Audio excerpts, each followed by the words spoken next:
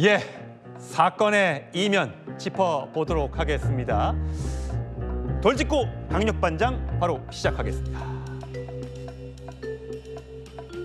예, 첫 번째 사건입니다. CCTV로 보여요. 구급차가 출동해 있고 누군가가 경찰 손에 이끌려서 가고 있는 장면입니다. 반장님, 어떤 내용입니까?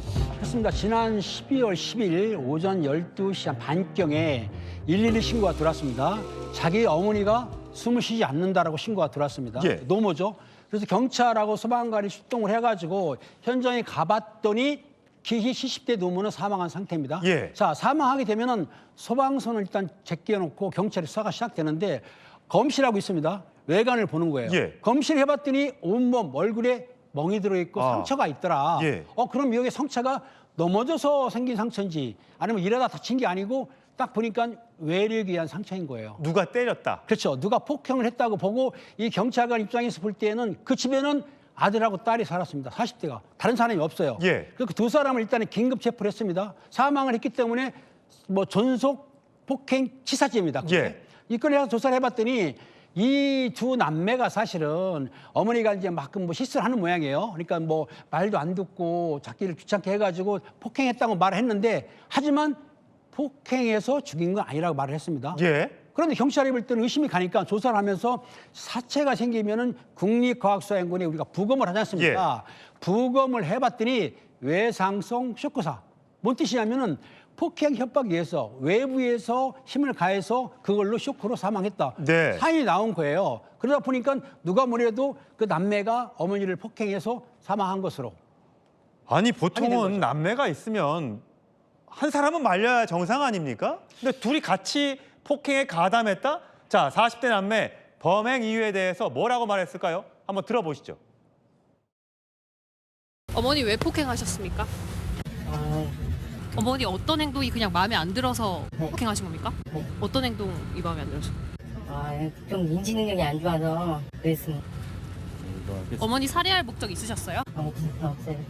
남은 가족들한테 미안한 마음 없으십니까? 미안합니다.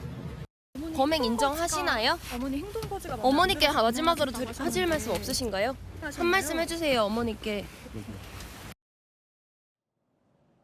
저렇게 자식이 부모를 때려서 숨지게 하면 저게 일반 다른 사람들이 와서 사망 사건에 이른 것보다 훨씬 더 형량이 높은가요? 그렇습니다. 가중처벌하는 게 뭐냐면 존속을 상해하거나 존속을 살해하게 되면 가중처벌 받습니다. 그래서 저거는 5년 이상 무기까지 협정형으로 처벌할 수가 있는데 지금 말하는 거 보니까 어머님이 인지 능력이 좀 떨어졌다면은 이거를 등급을 받아가지고 요양사를 붙일 수가 있거든요. 예. 변명인 것 같고 뭐 따님은 말을 안 했는데 어찌됐든 간에 저 두 분이서 두 남매가 어머니가 좀 인지 능력이 떨어졌다고 해서 그걸 가지고 폭행했다는 거는 말이 안 되는 거죠. 그리고 예.